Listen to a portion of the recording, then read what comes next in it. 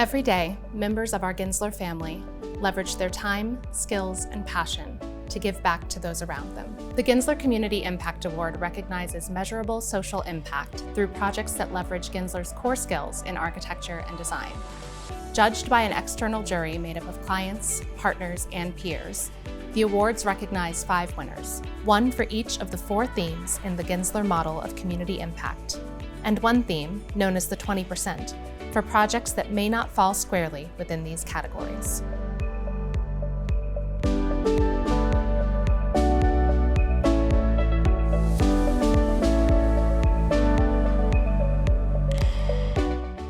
My name is Chris Coe. I'm the Vice President of Impact and Strategy at the United Way of Greater Los Angeles.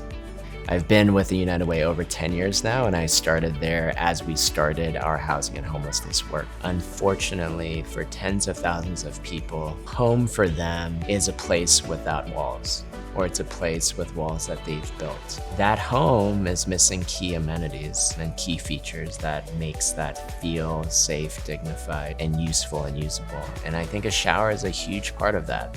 Reading the submission and reading the idea, the team described this as simple, but I would say it feels anything but simple. I know that in each of those elements, to take what would normally be a trailer and put it into a kit of parts is an incredibly complex process. To bring all of the experience that Gensler has had of creating incredible housing and creating a sense of home in structures and spaces, and how do we bring that to other places that people might not see as home? I'm Elizabeth Fennell, and I'm the Director of Architecture and Construction for Humana. So I think if you think about how Gensler approached the health and wellness category, each of these projects was doing the same thing. They went into the community and understood the needs of that community to figure out what the right solution was for that group. Treasured Vessels was a remarkable project, and I think was unique in their ability to support women who've been through great trauma, and to be able to create a resiliency for them and for the community that they're a part of. You would not have been able to create a piece of architecture and space that was right for these women if you didn't understand who they were and where they'd come from, and then they brought them in to really put the community at the center of the designs. And I think ultimately you end up with a richer project from that.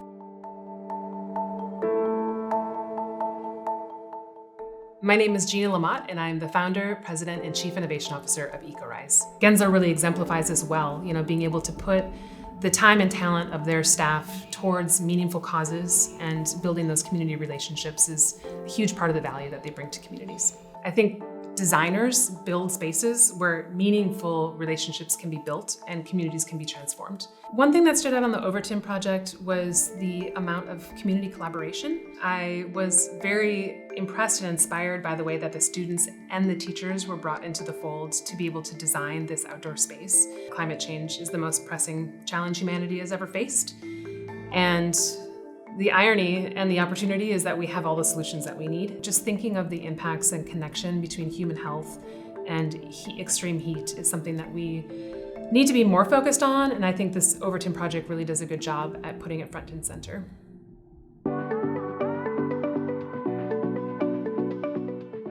Hi, I'm Charity Chandler Cole, and I'm the Chief Executive Officer at Casa of Los Angeles. So it's just important that any environment we create for young people, it has their voice in mind, it has their interests in mind, and it gives them a sense of agency that we can use to really not only expose them to the things they need to really thrive and be successful, but that is going to be sustainable and scalable long term because we knew it was for them and by them. So I thought Chapter 510 Swans Market was pretty brilliant in their design process. They realized the community they're working with was pretty dynamic, complex and eclectic. They were intentionally culturally responsive, I would say, in that, and realizing that depending on what the need was at the time or who was performing or what activities or projects were taking place, that the environment needed to be just as eclectic and dynamic and flexible as the people that would be utilizing their space. Chapter 510 Swans Market can be a model for what other communities can do and should be doing to really bring people together, and to bring them together in a creative way that's going to allow them to tap into who they are.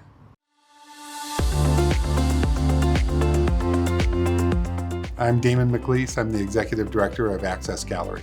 Many small nonprofits are just doing everything they can just to keep the doors open. Yet it's some of the most important work that I think anyone's doing in this country. Having well-designed space, well thought out and presented space changes that dynamic.